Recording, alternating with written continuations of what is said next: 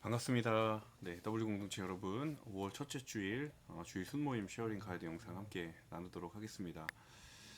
오늘 함께 나눌 본문은 사무엘하 13장 30절에서 39절의 말씀인데요. 이제 앞서서 벌어졌던 비극적인 다윗 가문의 사건을 우리가 좀 기억하면서 이 본문을 읽어보시면 좋을 것 같습니다. 이제 암논이 다말을 강간한 사건이 일어나고, 그리고 압살롬이 그 암논을 죽이는 사건이 연이어서 일어납니다.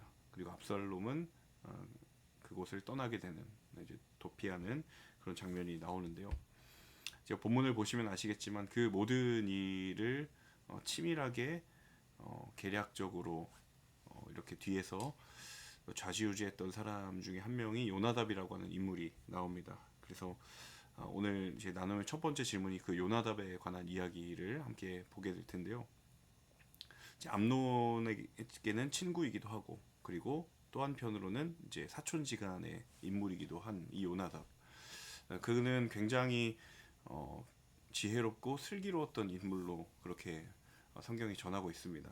오늘 첫 번째 질문의 해당 구절인 3절을 보시면 그가 매우 교활한 사람이었다라고 성경이 증언을 하고 있는데, 사실 이 교활하다는 단어에 원래 주로 사용되는 뜻은 무엇인가 하면 바로 지혜롭고 슬기롭다라는 뜻이거든요. 바꿔 말하면 그가 원래 가지고 있었던 성품이 지혜로움과 슬기로움, 그리고 그 민첩함, 빠른 두뇌 회전이었음에도 불구하고 그것이 교활함으로, 간교함으로 변질될 수밖에 없었던 이유가 무엇인가, 그것에 대해서 첫 번째 질문이 주목하고 있는 포인트다라고 할 수 있을 것 같습니다. 하나님이 그에게 주신 아주 선한 기질들이 죄악과 그리고 자신의 욕심과 마주함으로 인하여서 그것이 악한 것에 사용되었고 그렇게 변질되었던 그의 모습을 바라보면서 우리 각자에게도 주신 하나님의 선한 것들, 또 하나님이 주신 우리에게 귀한 은사들, 그것이 정말 하나님의 뜻에 합당하게 사용되고 있는지, 하나님의 나라를 위하여, 하나님의 영광을 위하여 쓰임받고 있는지, 또 무엇을 위하여, 또 누구를 위하여 그것이 사용되고 있는지, 혹시 그것이 하나님이 기뻐하지 않는 방법, 혹은 죄를 위하여 그것이 사용되고 있는 것은 아닌지, 그것을 생각해 볼 수 있는 질문으로 함께 접근해 보시면 좋을 것 같습니다. 두 번째는 이제 후반부에 해당하는 본문의 내용을 다루고 있는데요. 이제 압살롬이 떠나가고 나서 다윗이 압살롬을 그리워합니다. 처음에는 이제 암논의 죽음을 매우 슬퍼하면서 비통해하는 다윗의 모습이 그려졌다가, 이제 압살롬이 도피했다라는 이야기를 듣고 다윗이 그것에 대한 굉장한 그리움을 표출하는 장면이 나옵니다.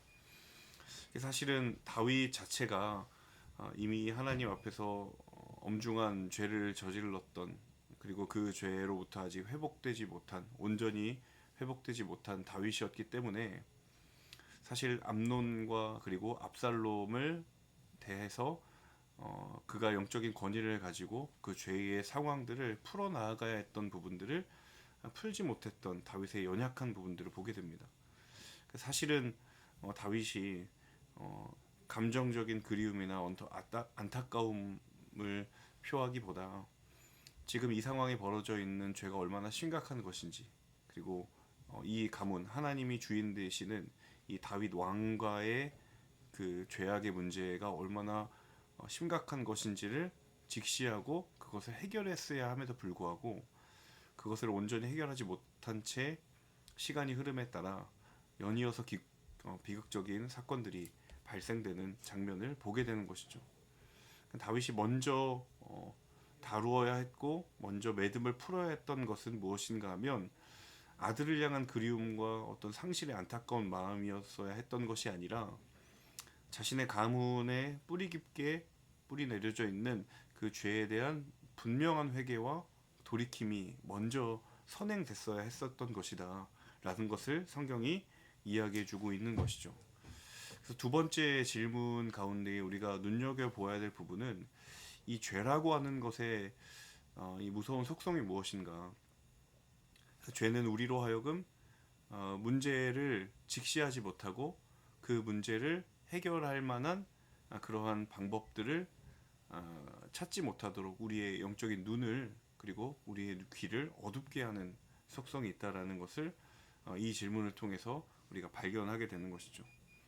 그러니까 문제를 직시하고 그 문제를 해결하고 돌이켜야 되는 것을 자꾸 피하게 만들고 돌아가게 만드는 것이 죄가 가지고 있는 무서운 속성이다. 다윗을 통해서 우리가 그 모습을 보게 된다라는 것이죠.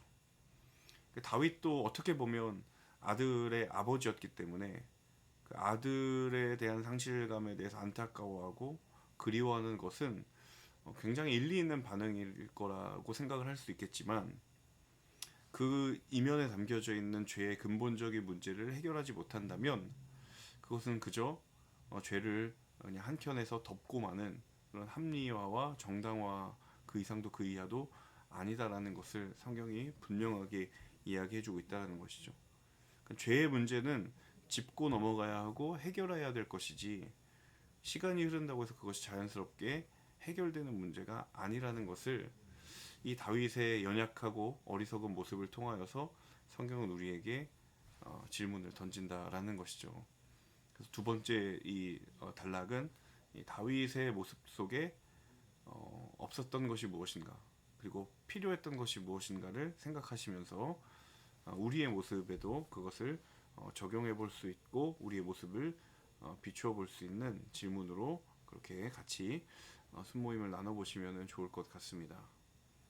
다윗이라고 하는 인물이 굉장히 하나님 앞에 귀한 평가를 받았던 인물이기도 하지만 적어도 이 본문에서만큼은 그가 가지고 있는 죄 앞에서의 무뎌짐과 그리고 어두워짐을 바라보게 됩니다.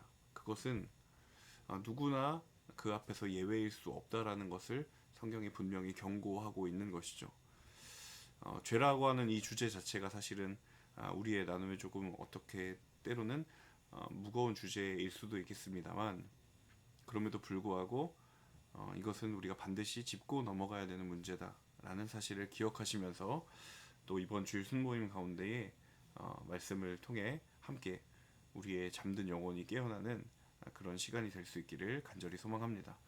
말씀의 큰 은혜와 또 돌이킴과 회복이 있는 그런 주일 순모임이 되시기를 기도하고 또 응원하면서 모든 순모임 가운데에 귀한 말씀의 은혜가 충만하시기를 기도하고 축복합니다. 감사합니다.